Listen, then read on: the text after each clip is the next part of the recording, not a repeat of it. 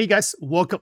This morning I logged into the latest Star Citizen Alpha 4.9 EVO CAD build and tested it for a few hours. This build has been relatively stable compared with the very first build a few days ago. I had only a few server errors, but I am able to test out a few important changes, so that here in this video I can give you another EVO CAD patch report, part 2. In the part 1, we briefly talk about the coming quantum fuel capacity change for all ships and checked out some preliminary data provided by this person. In this video, we're going to verify those numbers in-game and talk about more in detail regarding not only the quantum fuel capacity change, but especially the quantum fuel consumption rate change, because this person has sent me additional information regarding this. So thank you very much. Before we talk about fuel change, I also checked out the IronClad and IronClad Assault, and you're going to love those changes.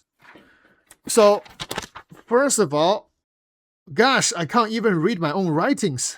Oh, this is a lighting. Okay, so lighting change. The whole ship is much more brighter. No more emergency light unless you want to turn it on. And the light is quite bright, so it looks so nice inside the IronClad everywhere. Cargo, all the way to engineering and operation, but not the command module. The lighting in the command module hasn't been fixed yet. The command module sucks. However, you're going to love this. We don't need the command module to fly the ship anymore. We can fly the ship directly from the operation room. Now, in the operation room, we have a couple seats, especially for the IronClad Assault. The only seat that I found that can fly the ship is if you're facing front of the ship, is the left-hand side front turret seat. Not only that, when you fly the IronClad from the operation seat, the third-person camera view is really nice. It's focused on the ship directly, not on the command module anymore.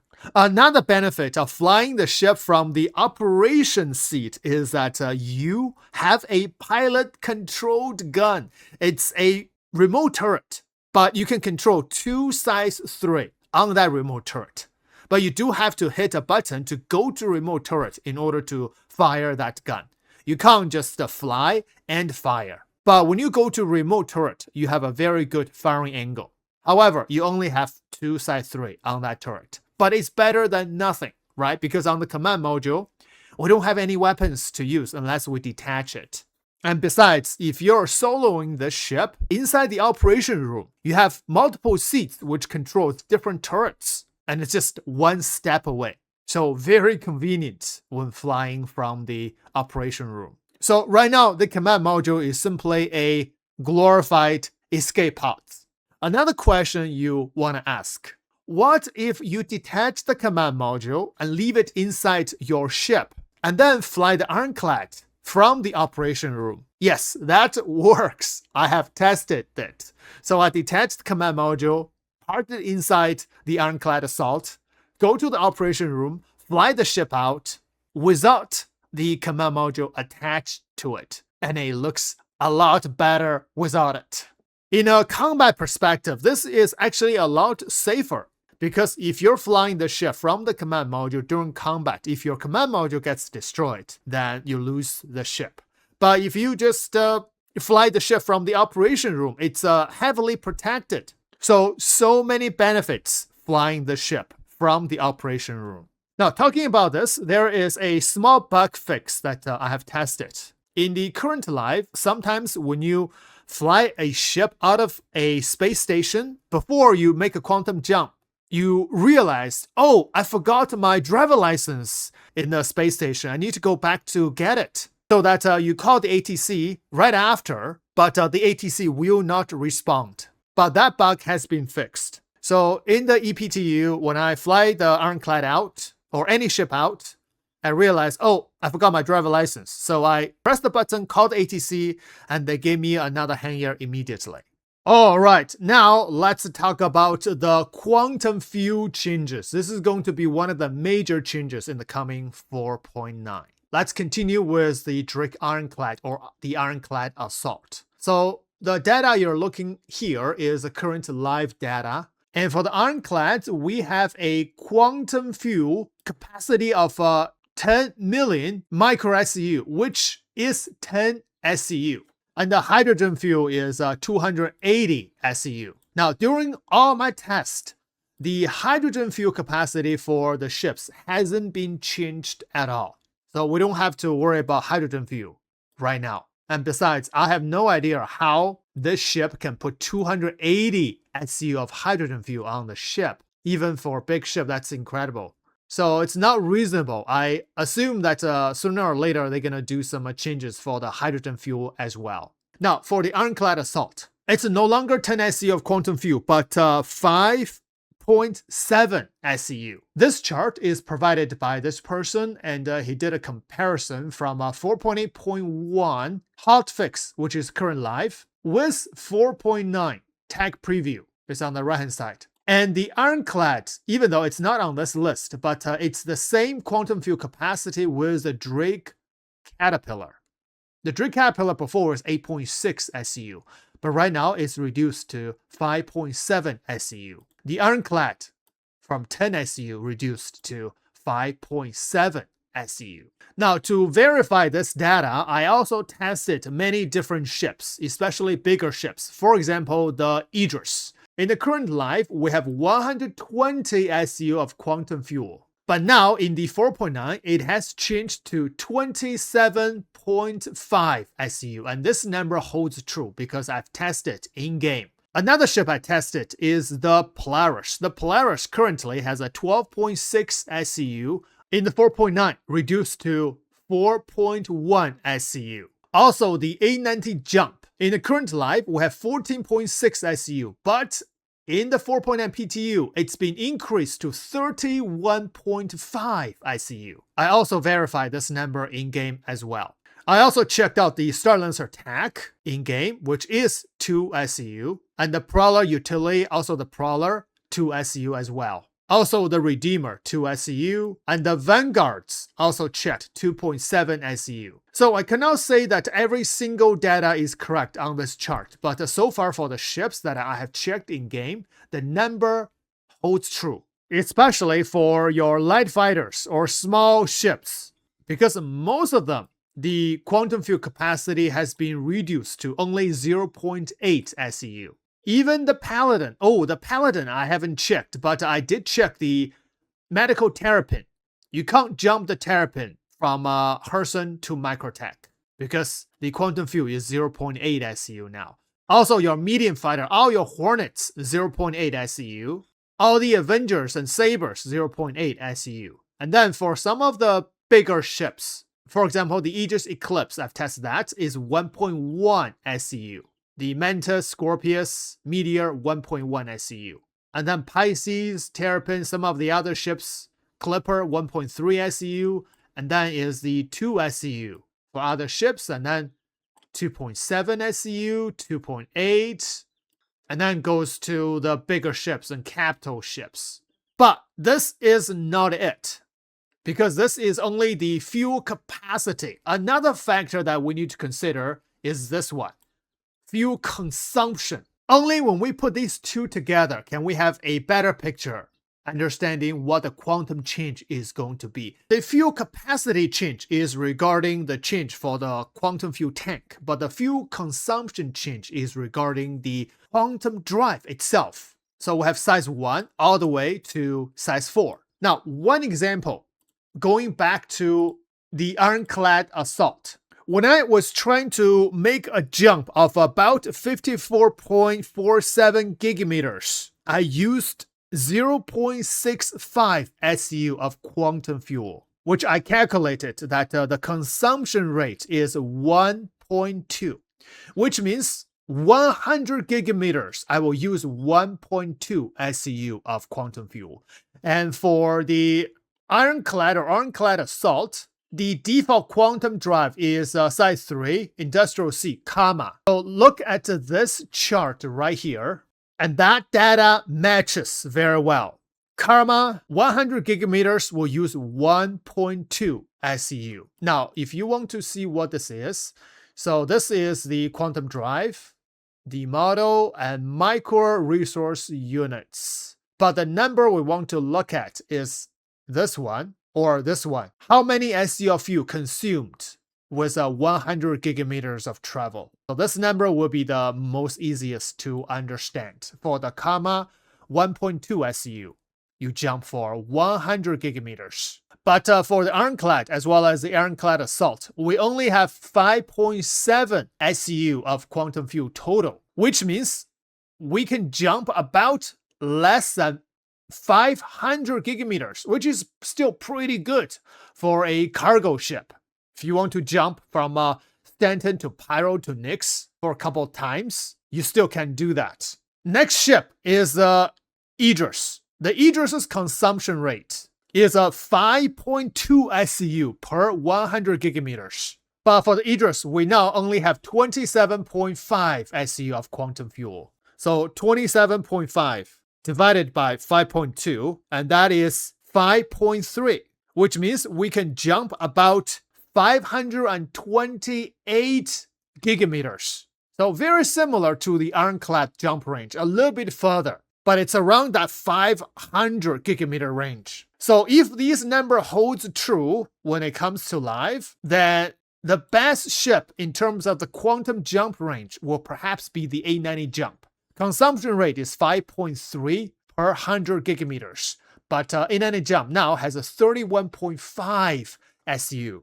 And do the math, the A90 jump can jump about a little bit less than 600 gigameters. It's not a whole lot, but that's the best that we can do. But now let's look at the poor Polaris. The Polaris's quantum drive is the Abros, civilian grade A. So let's find the Abros right here. Wow, the consumption rate is 1.7 SU per 100 gigameters. And Polaris has only 4.1 SU of quantum fuel.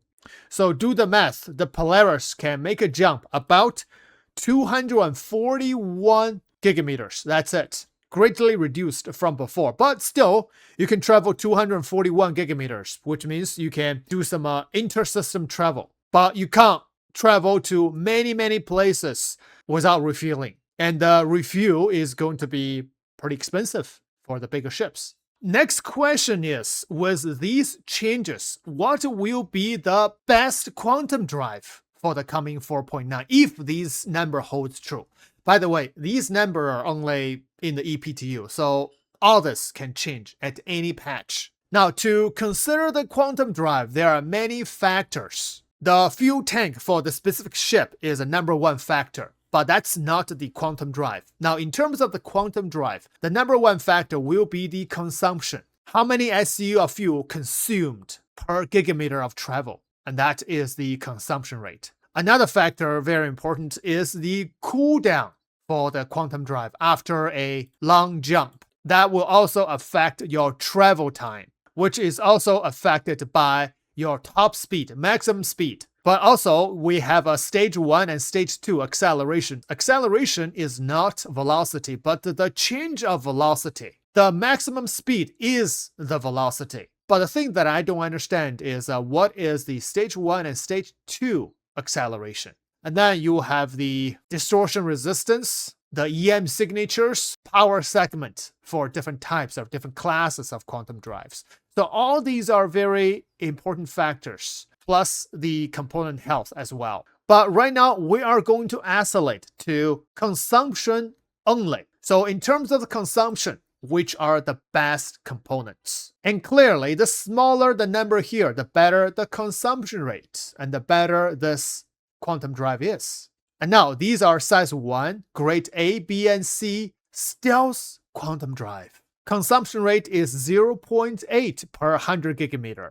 And the second best will be the Colossus, Vulcan, and Goliath. If you look at here, these are the industrial quantum drive. And their consumption rate is 1.1 SU per 100 gigameters. And then the third best will be the Beacon, VK00, and Siren. And these are the military quantum drives. The consumption rate is 1.4 100 gigameters. And then comes to the Atlas, the EOS, and Hyperion. These are the civilian quantum drives. The consumption rate is 1.6 per gigameters. And then the worst will be the competition, Foxfire and Lightfire, 2.4 SU per 100 gigameters of consumption rate. Now, to test this, I spawned my Aegis Eclipse, which has 1.1 SU of quantum fuel. The Aegis Eclipse by default has a Drift Stealth C size 1 quantum drive, and the consumption rate is 0.8 according to this chart. When I plot the course from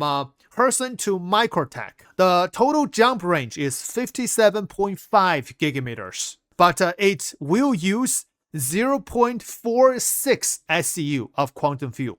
Do the math. The consumption rate is indeed 0.8 per 100 gigameters. So this number has been verified in-game. And according to this consumption rate, the Eclipse can jump 137 gigameters. That's pretty far with the Stealth quantum drive. So that's the size 1 quantum drives. Size 2 quantum drive, for the Stealth size 2, you can see Bolt, Nova, and Spicule. Their consumption rate is 0.6 SEU per 100 gigameters. And for this, I also did a test with the Prowler because the Prowler has a Nova, which is a Stealth C quantum drive. The Prowler now has only 2 SU of quantum fuel now, but when I was trying to jump from person to Microtech, the distance is 57.5 gigameters, but it only uses 0.34 SU of quantum fuel to jump that distance. So do the math. And guess what? The Prowler as well as the Prowler utility can jump 333 gigameters. Wow. Does that sound balanced to you? I don't know. But that is a fact and the raw data that I have tested. So if the number holds true for the size 2 ships, you might want to consider Stealth quantum drives, or start crafting some of them right now. For the size 2 quantum drives, the second best will be the Yacht, Hurricane, and the Balloon. And these are the industrial quantum drives. Their consumption rate is 0.8 SEU per 100 gigameters. And the third place will be the XL1 Jaeger Crossfield, 0.9 SEU per gigameters. And these are the military quantum drive. And the next one will be the civilian quantum drive. Consumption rate is 1.1 SU per gigameters. And the last will be the competition. Consumption 1.7 SU per gigameters. So that's the size 2 quantum drives. Now for the size 3 quantum drives, the best will be, because for the size 3, we don't have the stealth components anymore. So the best will be the industrial. The Karma, Angie, Vesta. Consumption rate 1.2 SU per 100 gigameters. Second place will be the military quantum drives. Consumption rate 1.4 SU per gigameters. And the third place will be the civilian ones. We don't have competition for size 3 either. So the civilian ones is 1.7 SEU per 100 gigameters. So that's the fuel consumption rate for the quantum drives for each different size. One last test I did is with a Pyrogladius, which has a size 1, I think, Expedition. Because for a lot of our size 1 ships, we'll have either Expedition or EOS as the stock quantum drive, especially all your Hornets. Their consumption rate is 1.6 SU per gigameters. And the Gladius right now has only 0.8 SE of quantum fuel capacity. So when I was trying to jump that Gladius from Herson to Microtech, guess what? I am not able to make that jump because the total fuel required is 0.9 SEU. So if I want to make that jump, I would have to manually target lock Microtech, jump until I run out of quantum fuel, and then call the fuel rats to refuel my ship, and then keep jumping. Or jumping to a closer station, refuel, and then jump to Microtech. And this is going to be true for most of our small ships, light fighters. However, if we change that quantum drive to a stealth quantum drive, that will change the picture. For example, for all these ships that has only 0.8 SCU of quantum fuel capacity, if we change to any of these Stealth 1 quantum drives, their consumption rate